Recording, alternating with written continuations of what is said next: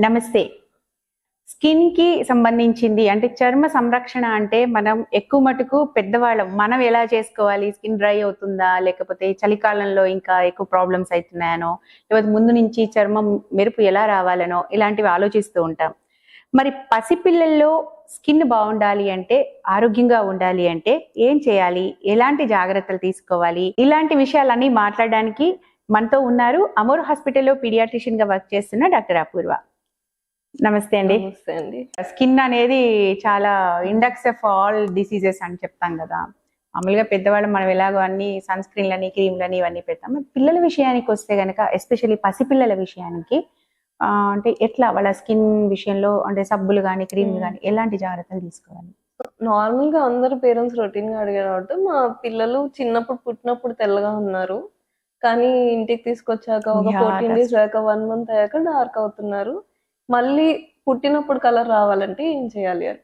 కానీ పుట్టినప్పుడు melanin pigment అనేది చాలా తక్కువగా ఉంటది పిల్లలకి. అందుకే వాళ్ళు they appear to be white, ఫెయిర్‌గా కనిపిస్తారు. డేస్ పాస్ అయ్యే కొద్దీ ఆ మెలనిన్ పిగ్మెంట్ పేరెంట్స్ కానీ, జెనెటిక్స్ వల్ల గానీ ఏ కలర్ ఉంటారో అదే కలర్ బేబీకి వస్తుంది. సో, డేస్ ఎళ్ళే కొద్దీ ఒరిజినల్ కలర్ అనేది బయటపడుతుంది. ఇంకా దాన్ని ఏం చేసినా గానీ బర్త్ అప్పుడు ఉండే ఫెయిర్‌నెస్ అనేది రాదు.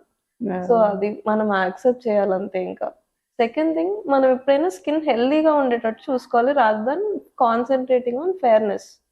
సో, హెల్తీగా ఎలా ఉంటది మోస్ట్‌లీ అంటే ఫస్ట్ థింగ్ సోప్స్ నుంచి స్టార్ట్ చేస్తే, మనం యూజ్ చేసే సోప్స్ అన్నీ సోప్ ఫ్రీ ఉండాలి.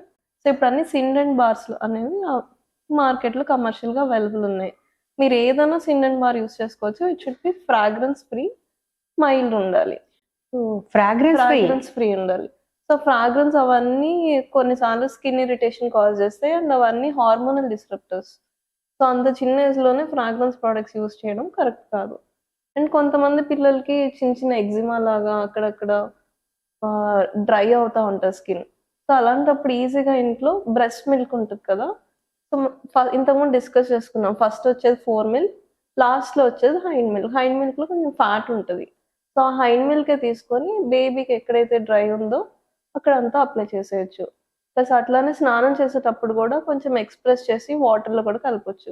సో, అదే మనకి స్కిన్‌కి చాలా నరిష్‌మెంట్ ఇస్తుంది. అండ్ చిన్న చిన్న ఇట్లా డ్రై ప్యాచెస్ అట్లా ఉన్నా గాని రబ్ చేయొచ్చు.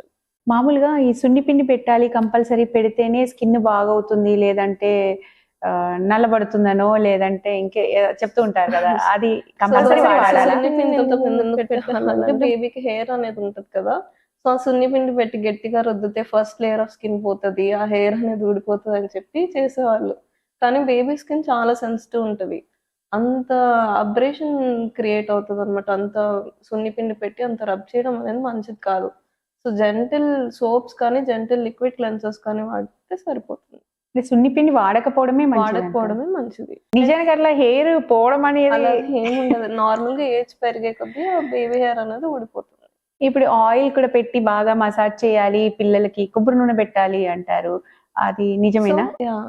బేబీస్‌కి అనేది ఆయిల్ పెట్టి మసాజ్ చేయొచ్చు. కాకపోతే ఏ ఆయిల్ చూజ్ చేస్తున్నాం అనేది కొంచెం కేర్‌ఫుల్‌గా ఉండాలి. మోస్ట్‌లీ ఆలివ్ ఆయిల్ ఇంకా మస్టర్డ్ ఆయిల్ ఆ 2 తప్ప మిగతా ఏ ఆయిల్స్ అయినా వాడుకోవచ్చు. కొబ్బరి నూనె కానీ, నువ్వుల నూనె కానీ, బాదం నూనె కానీ, లేదా కుసుమ నూనె, సాఫ్లవర్ ఆయిల్. అన్నిట్లో బెస్ట్ కుసుమ నూనె. సో, దీంతో ఒకవేళ సమ్మర్‌లో అయితే స్నానంకి ముందు, వింటర్‌లో అయితే స్నానం తర్వాత కూడా ఆయిల్ మసాజ్ చేయొచ్చు. సో, ఈ ఆయిల్ మసాజ్ వల్ల చాలా బెనిఫిట్స్ ఉన్నాయి. ఒకటేంటంటే వెయిట్ గెయిన్ ఉంటుంది. ఇన్సులిన్ లైక్ గ్రోత్ ఫ్యాక్టర్స్ అవన్నీ రిలీజ్ అవుతాయని చాలా స్టడీస్ చెప్తున్నాయి. అండ్ మనం తిన్న ఫుడ్ కూడా ఈజీగా డైజెస్ట్ అవుతుందని అంటారు. ఫ్యూ స్టడీస్ సే. సో, మంచిది ఆయిల్ మసాజ్ చేసుకుంటే. కొంతమంది ఆయుర్వేదిక్ ఆయిల్స్ అని కూడా వాడుతూ ఉంటారు. అవి పిల్లలకి వాడొచ్చా? అంటే మీరు చూసుకోవాల్సిన కాంపోజిషన్. ఆయుర్వేదిక్ ఆయిల్స్‌లో ఏం కాంపోజిషన్ ఉంటది. దాన్ని బట్టి అది బేబీకి సూటబులా కాదా అని చూసుకోవాలి. అంటే ఏదైనా మైల్డ్‌గా ఉండాలి. మైల్డ్‌గా ఉండాలి. అండ్ కొన్ని ఆయిల్స్ ఫంగల్ ఇన్ఫెక్షన్ అవి కాజ్ చేస్తాయి. లైక్ ఆలివ్ ఆయిల్ అండ్ కొన్ని ఆయిల్స్ అబ్రెసివ్ ఉంటాయి. So, it's better not use ayurvedic oils. ఎందుకంటే దాంట్లో చాలా మిక్స్చర్ ఆఫ్ ఆయిల్స్ ఉంటాయి. ప్లస్ కర్పూరం అవన్నీ కూడా యాడెడ్ ఉంటాయి. So, rather than that simple coconut oil, నువ్వుల నూనె ఇలాంటివి యూజ్ చేసుకుంటేనే బెటర్. అంటే కర్పూరం యాడ్ చేయకూడదంటారా పిల్లలకి? యాడ్ చేయకూడదు. ఓకే. అంటే అలర్జిక్ అవుతుందా? లేదంటే ఎట్లా? ఫస్ట్ థింగ్ ఆ క్యాంఫర్ అనేది టాక్సిక్ అన్నమాట. అది నోట్లోకి వెళ్ళినా గానీ మనకి దానివల్ల చాలా డిసీజెస్ వస్తాయి. సెకండ్ థింగ్ ఆ క్యాంఫర్ ఫ్యూమ్స్ వల్ల గూడా చాలా ప్రమాదకరం. అండ్ అది హుహు. స్కిన్ ఇరిటెంట్ వల్ల బేబీస్ స్కిన్ చాలా సెన్సిటివ్ ఉంటది గదా! కొన్నిసార్లు ఇరిటేషన్ అనేది డెవలప్ అవ్వచ్చు. ఇప్పుడు మీరు ఫస్ట్‌లో అన్నారు అది బ్రెస్ట్ మిల్క్‌దే హిన్ మిల్క్ హ్మ్. హ్మ్. తీసుకొని అది వాటర్‌లో యాడ్ చేయడం కానీ, లేదంటే అక్కడ డైరెక్ట్‌గా పెట్టడం అన్నా గాని అప్లై అన్నారు కదా! చేసుకోవచ్చు. ఒకవేళ బ్రెస్ట్ మిల్క్ రాని వాళ్ళుంటారు. హ్మ్. రాని వాళ్ళు గానీ, ఒకవేళ వచ్చినా కూడా ఈ మామూలు మనం యూజ్ చేసే మిల్క్ నుంచి తీసిన మీగడ గానీ, అలాంటిది యూజ్ చేస్తే ఏమైనా ప్రాబ్లమ్ అవుతుందా? సో, అలాంటివి యూజ్ చేసి వెంటనే ఇప్పుడు మీరు స్నానంకి 15 మినిట్స్ ముందు మీగడ అట్లా అప్లై చేసుకుంటే ప్రాబ్లమ్ లేదు. కాకపోతే అట్లానే ఓవర్ నైట్ అప్లై చేసి వదిలేస్తా అన్నప్పుడే ప్రాబ్లమ్. అది ఇక్కడ ఈ పిల్లలకి నెక్ అనేది మనలాగా ఉండదు. ప్లస్ ఈ ఫోల్డ్స్ అన్నీ నెక్ అనేది కొంచెం చబ్బీగా ఉండడం వల్ల ఇక్కడంతా స్వెట్ అనేది ఎక్కువ ప్రొడ్యూస్ అవుతా ఉంటది. ఆర్మ్ ఫోల్డ్స్ కానీ, యాక్సిలర్ ఫోల్డ్స్ కానీ, నెక్ ఫోల్డ్స్ కానీ, థై ఫోల్డ్స్ కానీ, సో, అక్కడంతా స్లోగా ఫంగల్ ఇన్ఫెక్షన్స్ అవన్నీ డెవలప్ అయ్యే ఛాన్స్ ఉంటది. ఓకే. కాబట్టి అది హ్మ్. రాయకపోవడమే మంచిది హ్మ్. అంటారు. ఇప్పుడు సమ్మర్‌లో గానీ, లేదంటే వింటర్‌లో కానీ, ఇలా సీజనల్‌గా ఏమన్నా స్పెషల్ కేర్ అవసరం అవుతుందా పిల్లలకి? Special care mostly depends on where we are staying. మనకి మోస్ట్‌లీ సదర్న్ పార్ట్స్‌లో వింటర్ అంత కూల్ ఉండదు. సెకండ్ థింగ్ కోస్టల్ రీజియన్స్‌లో ఉన్న వాళ్ళకి హ్యూమిడిటీ ఎక్కువుంటది. సో, వాళ్ళకంత స్పెషల్ కేర్ అవసరం ఉండదు. మోస్ట్‌లీ ఇంకా ఒకవేళ స్కిన్ అది డ్రై అవుతుంది అంటే, మనం వాడే సిండెంట్ బార్స్, మైల్డ్ సిండెంట్ బార్స్ వాడుతూ, ఇట్లా పాలల్లో కావాలంటే బ్రెస్ట్ మిల్క్ అది యాడ్ చేసుకుంటే ఎక్స్‌ట్రా లేయర్ ఆఫ్ నరిష్‌మెంట్ ఉంటది. అండ్ వింటర్‌లో స్పెసిఫిక్‌గా స్నానం తర్వాత మైల్డ్ ఆయిల్ అప్లికేషన్ చేసుకోవచ్చు. అండ్ మీరు కావాలంటే మార్కెట్‌లో ఉన్న కమర్షియల్ మాయిశ్చరైజర్స్ అనేది బేబీ మాయిశ్చరైజర్స్ సెపరేట్‌గా ఉంటాయి. సో, అవి ఫ్రాగ్రెన్స్ ఫ్రీ ఉండాలి.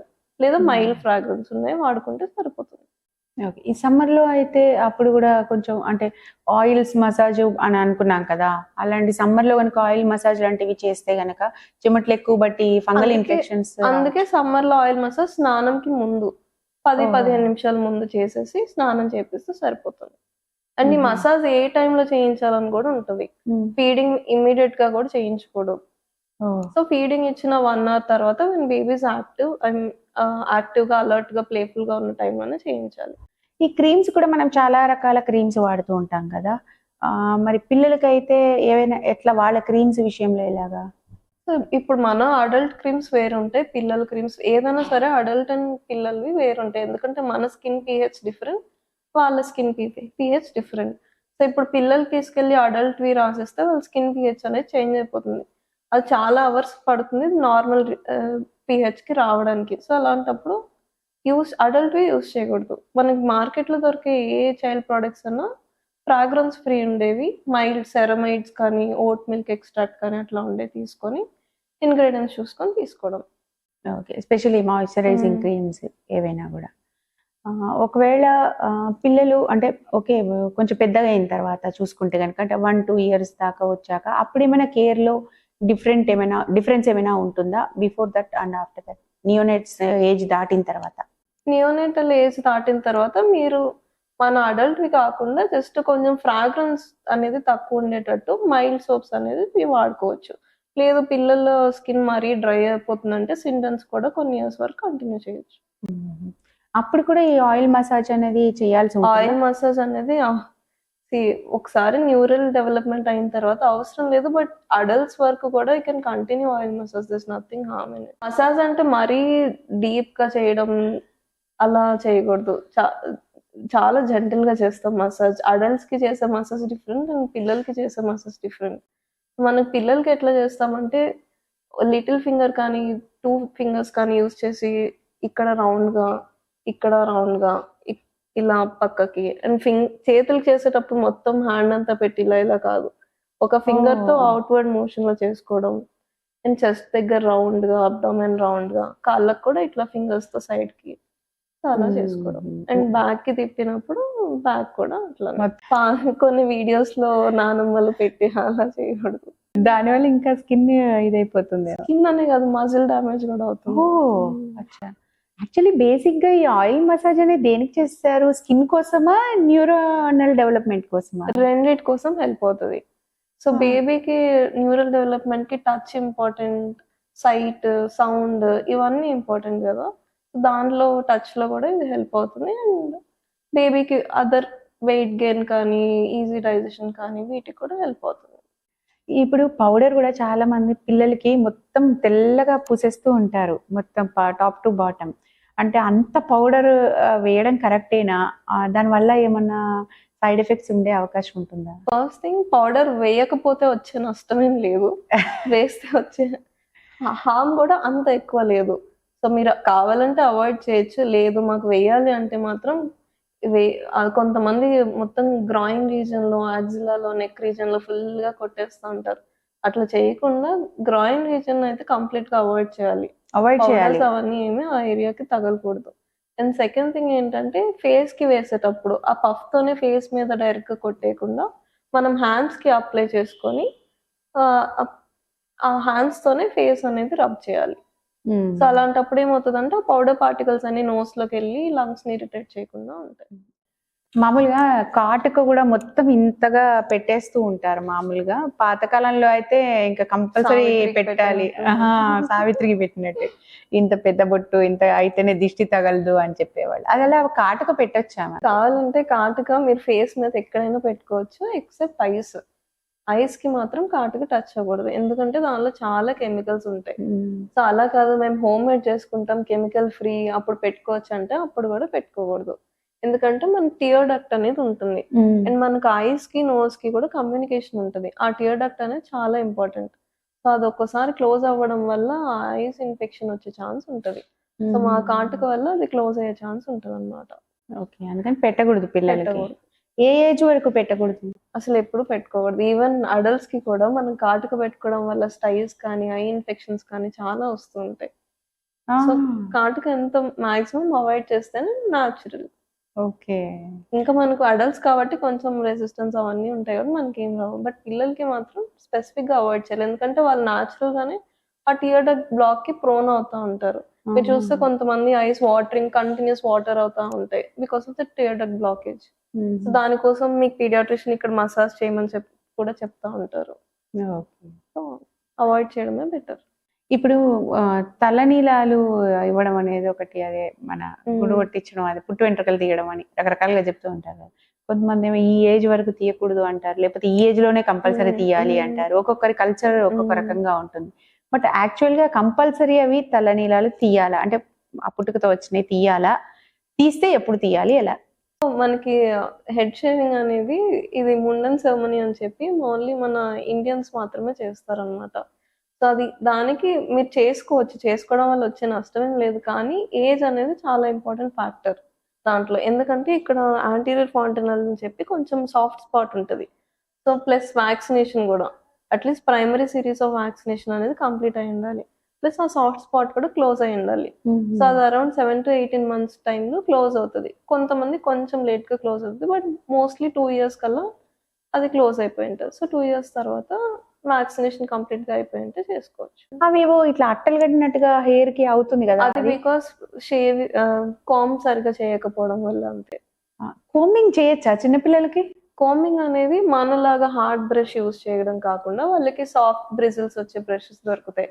సో వాటితో అనేది మనం చేసుకోవచ్చు. మామూలుగా పెద్దవాళ్ళు చెప్తూ ఉంటారు కదా, అసలు అంత చిన్న పిల్లలకి మనం అది ఎందుకంటే స్పాట్ అనేది ఓపెన్ ఉంటది, అందుకే దువ్వరు అనమాట. సో అందుకే మన కోమ్ లాగా కాకుండా వాళ్ళకి బ్రషెస్ ఉంటాయి సపరేట్ గా, హెయిర్ కోమింగ్ బ్రషెస్ సపరేట్ గా ఉంటాయి, చాలా సాఫ్ట్ గా ఉంటాయి. ఇప్పుడు మనకు టూత్ బ్రష్ కి ఎట్లా బ్రిజిల్స్ ఉంటాయి అట్లా బ్రష్ కి మైల్డ్ బ్రిజిల్స్ ఉంటాయి. సో వాటితో కొంచెం కోమ్ చేసుకోవచ్చు. నెయిల్స్ కటింగ్ ఒకటి, మామూలుగా మనం అయితే నెయిల్ కట్టర్ పెట్టి కట్ చేసుకుంటాం. ఓకే, పిల్లలకి మామూలుగా మా అత్తగారు చెప్పేవాళ్ళు ఇలా గోరు ఇలా లాగేసేయాలి అని, బట్ నొప్పి వస్తుంది కదా పిల్లలకి, కిందకి వెళ్ళి బ్లీడ్ కూడా అవుతుంది. దీన్ని ఎలా చేయాలి? నెయిల్స్ అనేది చాలా క్లీన్ గా ఉంచుకోవాలి ఫస్ట్ థింగ్, ఎందుకంటే పిల్లలకి ఏదన్నా మౌతింగ్ ఫస్ట్ ఉంటది. సో వాళ్ళ చేతిలో ఏదున్నా వాళ్ళ చేతులకి అనేది నోట్లో వేసుకుంటా ఉంటారు. సో నెయిల్స్ అనేది as good as possible trim గా ఉంచుకుంటేనే బెటర్ అనమాట. సో వాటికి సపరేట్ గా నెయిల్ ట్రిమ్మర్స్ అని మార్కెట్ లో అవైలబుల్ ఉన్నాయి. వాటితో జస్ట్ ఫైలింగ్ లాగా పైనుంచి మనం ఫైలింగ్ ఎట్లా చేసుకుంటాం అట్లనే పిల్లలు కూడా అట్లా ట్రిమ్ చేస్తే సరిపోతుంది. ఓవరాల్ గా పిల్లల స్కిన్ బాగుండాలి అంటే ఏమేం చేయాలి? జస్ట్ ఒక పాయింట్స్ లాగా చెప్పేయండి. సో ఫస్ట్ సోప్స్, సిండెంట్స్ వాడుకుంటే సరిపోతుంది. Second thing mothers milk. Hind milk కూడా బేబీస్‌కి కావాలంటే ఇక్కడ డ్రై ప్యాచెస్ ఉన్నా అప్లై చేసుకోవచ్చు. థర్డ్ థింగ్ ఏంటంటే స్నానంలో కూడా మనకి హైండ్ మిల్క్ అనేది రాసుకోవచ్చు. ఫోర్త్ థింగ్ మాయిశ్చరైజర్స్ అప్లై చేసుకోవచ్చు మార్కెట్‌లో దొరికేవి. ఇంకా ఆయిల్ మసాజ్ చేసుకోవచ్చు. పౌడర్ స్కిన్ అనేది హెల్తీగా ఉండేటట్టు చూసుకోవాలి రాదర్ దాన్ ఫెయిర్‌నెస్. ఫెయిర్‌నెస్ కన్నా కూడా. ఓకే. ఎనీవే థ్యాంక్ యూ అండి. Thank thank you. యూ. నమస్తే.